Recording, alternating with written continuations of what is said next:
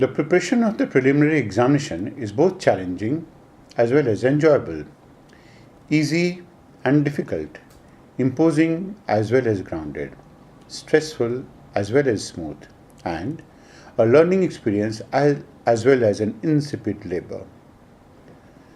Thus, it is a base forming exercise and at the same time acts as the hurdle, or better said, the students themselves create self-inflicted hurdles inadvertently, unknowingly, or being a part of a herd mentality.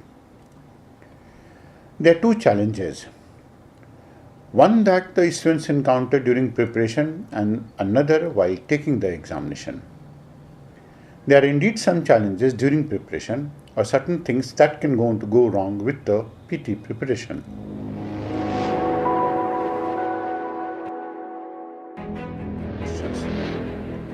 Perhaps driven by insecurity or peer group pressure or hearsay, the students read too much into what is going to be asked in the civil services examination. Thus, for every year, there is a new trend as defined by the people who go on to be determining the trend of the market. Incidentally, the place where the UPSC prepared should be ideally called as a campus, not as a market. However, this is what exactly the case is. UPSC is not ignorant to all of those aspects. And UPSC does go on to give very clear logical indication to what a trend exists. But then this is a trend that must be deciphered. This is a trend that is not deciphered by the people who go on to be speculating. The student can, however, decipher a theme rather than any type of a trend. For example, good number of questions are application and observation based, and if that is the trend, let it be. The conclusion is that the chapter must be read very carefully, following how application based information can be grasped thoroughly or the learning can be applied.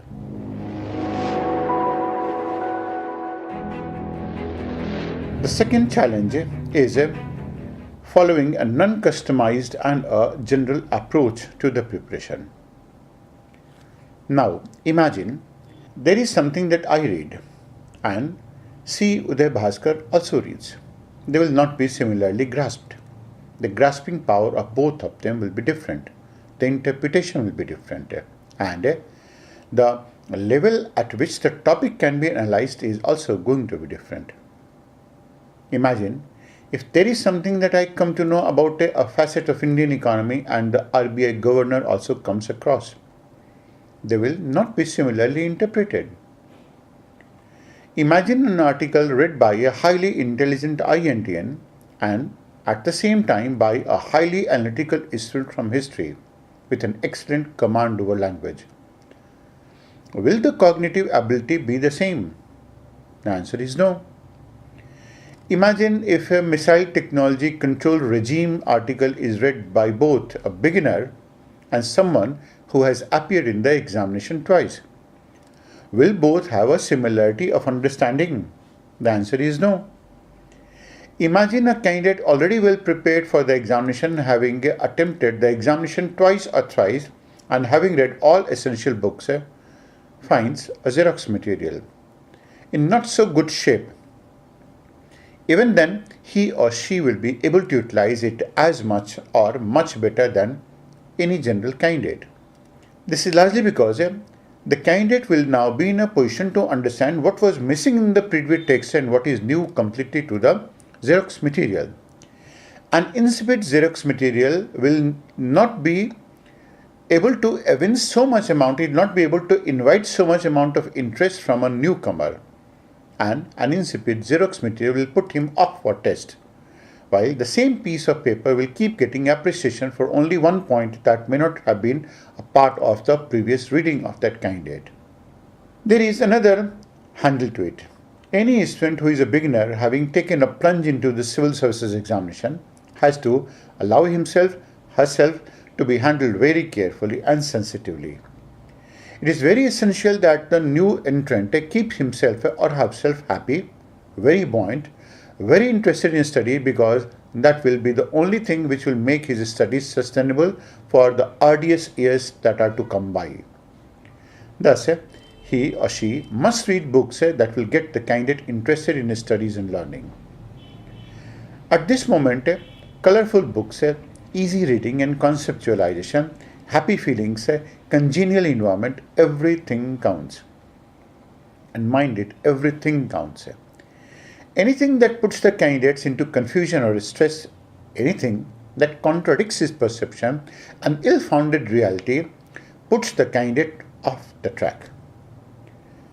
The new entrant, ready to imitate their seniors, do not understand how carefully they themselves have to handle. Effectively, their senior peer groups are not mature and sensitive enough to understand the faith with which their junior peer group tries to emulate them. No one will be wrong, but something may go wrong to spoil an entire life, possibly, or an entire year, possibly. Thus, the students have to realize what is good for others may not be good for them. What is good for a qualified candidate may not be good for a beginner. What is good for an intelligent student may not be good for a mediocre student. What is good for a hard-working student will not be good for a sharp but casual student. The reality is that every type of student is standing to qualify for this examination, depending on whether they are going to customize their efforts to the requirements of their personality, as well as in tune with the type of requirements that the UPSC demands. What to study, how to study, and which way to study, all aspects are very different for different students, and this must be realized and taken into account. The moment the student starts imitating preparation, they start following a herd mentality. Learning stops there and then.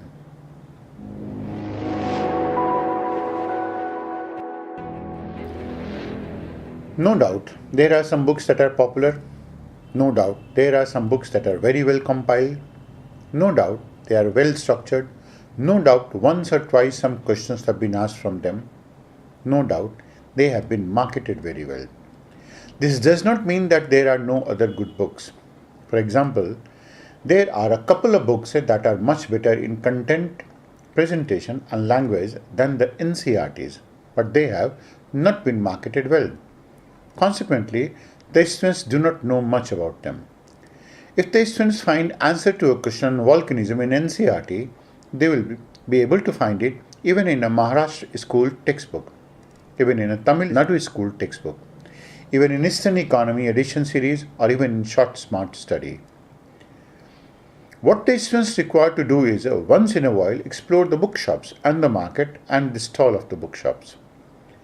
Students must also remember that they rarely will, if they are referred a good book by their coaching centers, because for every good book that will be recommended, the coaches of those centers will have to study these books, which in most cases they may not be willing to. And also, by recommending some authors, they will be promoting them who can become a perceived threat to themselves. Most of the coaches bank on mediocrity and are not willing to recommend anything new, and consequently, they will not be recommended. Anything that will be better than their classes and class notes will also not be recommended.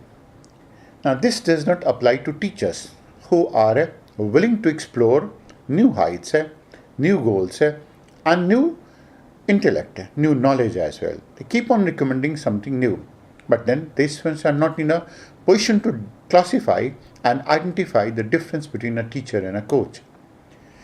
This also sometimes applies to students who are not very good at appreciating anything novel. And thus, the same books, the same conventional material keeps going on and on. The UPSC always experiments, and this is lost sight of generally by a candidate who is a new entrant to the examination system.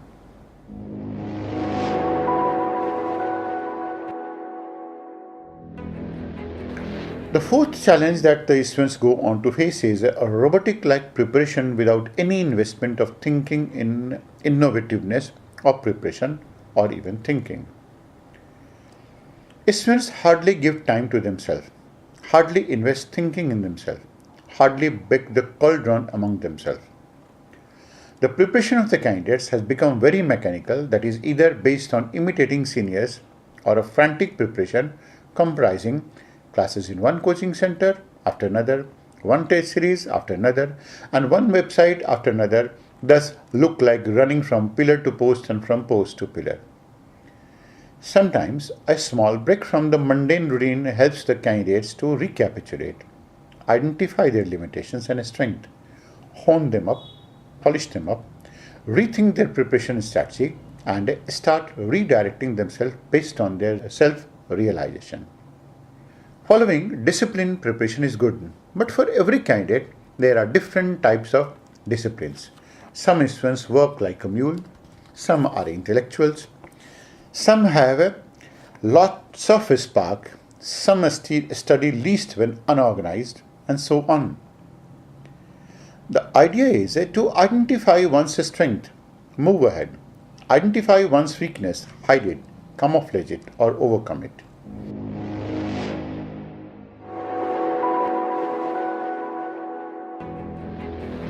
The fifth challenge refers to the preference to study-only mechanism for preparation rather than learning as a model of preparation. Let's accept it. The syllabus of UPSC is so large and with so many topics that it is not possible to know about every topic intensively through studies only. The problem with the study-only mechanism of preparation is that it requires an enormous amount of effort of preparation, makes the studies mundane and insipid, prevents the candidates from looking beyond their blinkers, and traps their information and prevents it from blooming into knowledge. Learning allows the candidates to expand their horizons of observation, breaks the shackles imposed on them by conventional learning system of Indian education system. Had the questions asked in PT would have been fact-based, a study-based approach would have been helpful. But because the questions are also observation, analysis and current affairs based, merely studying is not always going to be helpful. Learning has to be enhanced, augmented and reinvented in order to ease effort of preparation. Following a herd mentality, following a bandwagon effect, and taking a decision without any recourse to their logic. The greatest harm the students do to themselves is by following a herd mentality. Herd mentality means blindly following the advice of peers, coaching institutes, etc., rather than applying their own logic. Herd mentality means coming under the influence of everyone without giving a thought to it as to why they are coming. Herd mentality implies a bandwagon effect, that is, following rumors and strengthening it, then repropagating it. This implies following some preparation strategies that have been imitated, not imbibed, not proven, not practiced, not successful. This also implies giving ears to anyone. This implies deriving a meaning out of nothing. This implies anything that is not worthy of being followed by a leader but by masses. Herd mentality is harmful because every student is different. His preparation is different.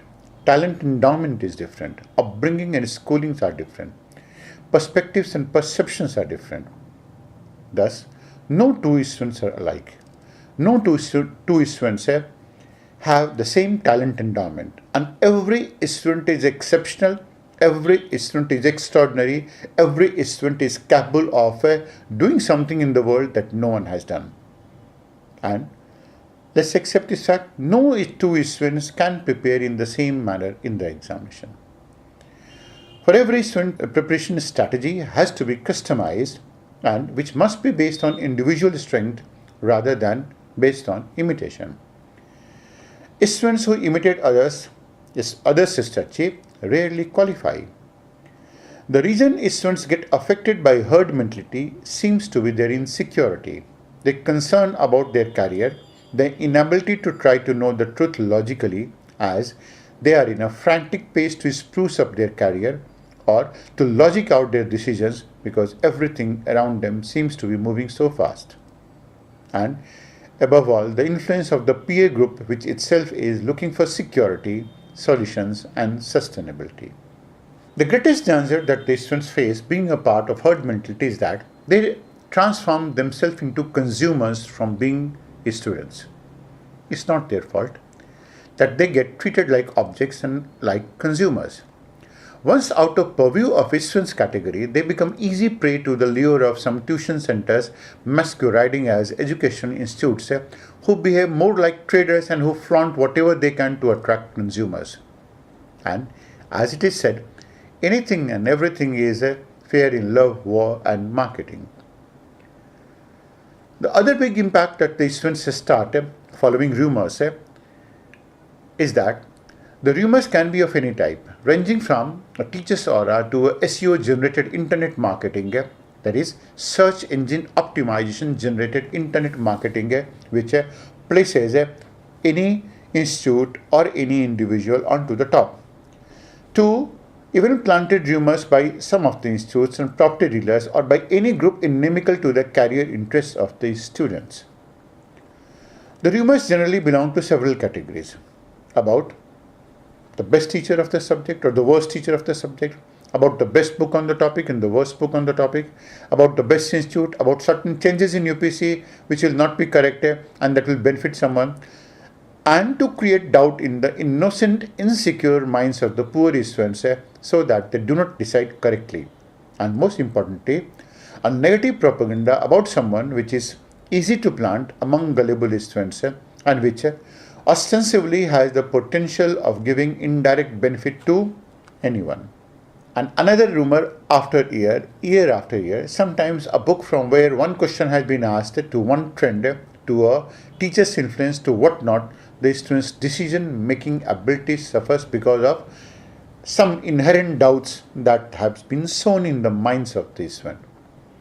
In this process, the only loser is the poor, innocent, and a talented student who follows everything religiously, wrong or right.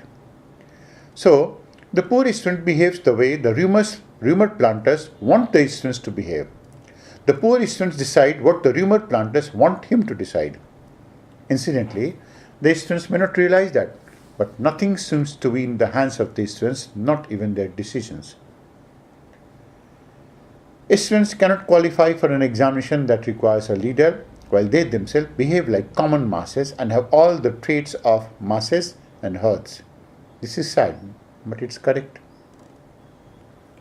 The seventh challenge is being apathetic towards their own mistakes. Students do commit various mistakes and keep repeating them. These mistakes include: one is plunging in the preparation without having revisited school books and not revising entire of whatever they have been learning up till present. Without this effort, there is no way one can prepare for the preliminary examination, or even if one qualifies incidentally or accidentally, they can never prepare for the mains examination effectively.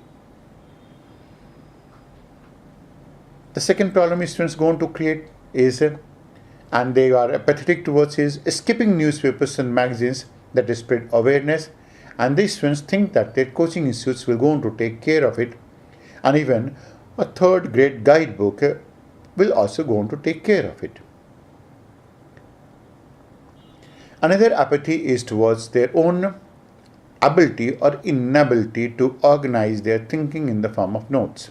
That is, they are not able to structure and organize their own thinking and putting it on paper, that is, making notes.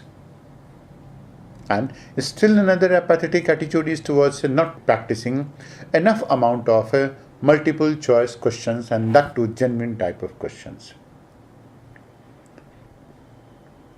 Other than that, there are some challenges that the students do go on to face during the examination.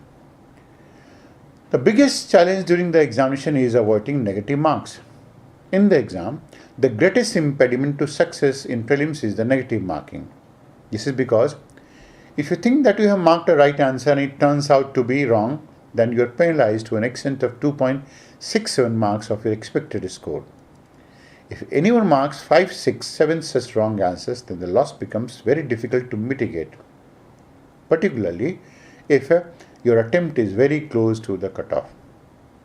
Thus, one has to strategize for minimal negative marking. In actual terms, negative marking cannot be prevented, but it can be minimized. Negative marking can be avoided in two ways. The first and foremost is having adequate revision of whatever one has studied. It matters less to have studied widely, but it matters more having studied intensively, so as to have an absolute command over the topic that is being studied. This means that having studied 70 to 80% of the syllabus may not mean too much, but an adequate revision will pay better dividends. Students having intensive coverage with revision have better chances to qualify than the one who have covered 100% with little or no revision. The second is the type of mistake one makes in the examination hall, and this mistake is different for different individuals. Some people are careless while reading questions and options, while some are careless while darkening the answer on the OMR sheet. There are many who go for wild guesses, and there are many who are prejudiced with respect to the questions asked because of haste in the examination hall. Remember, all these tendencies are very fatal. To have a guard against this, one needs to be practicing regularly to gain confidence, to overpower their limitations, and practice text papers sufficiently to be able to identify the problem. Obviously, they have to be cautious about this to prevent recurrence of some mistakes, such type of mistakes in the examination hall. The third aspect which allows the candidates to commit mistakes is, and it's never thought of, never discussed, never introspected given its sensitive nature, and that is related to the negative mindset and judgmental attitude of the student, which actually prompts them to commit mistakes. It is difficult for the students to introspect whether they have a negative mindset or not, but the students must be flexible enough to acknowledge their shortcomings, allow others to point to some mistakes, and be open to other perspectives other than theirs. Believe it or not, this does create a fatal situation. Normally, the students do not take note of things that can go on to go wrong. But if they take civil services preliminary examination would be a safe journey of learning and preparation, as well as for qualification in any other examination as well. Having talked about it, there are going to be the students must be aware of some exam hall challenges as well. For example, one of the challenges that the students can go to face going to the examination hall is that they go to examination with the preconceived notion of the number of questions that has to be attempted. Such preconceived notion pressurizes the candidates to attempt a certain number of questions which they have thought of themselves for attempting. Under such a pressure that have been unnecessarily created, the students commit many mistakes, and where one question can be a deciding factor, this really proves fatal. It's prudent to attempt as many as one can, make informed guesses, use the elimination method, mark where you are able to eliminate two options. The second of this exam hall problem that they create for themselves is, and that happens and that the students must go on to know is, some students do speculate cutoff in the exam hall itself. The student's task is effectively to maximize his or her score. A speculation in this case is a sign of weakness.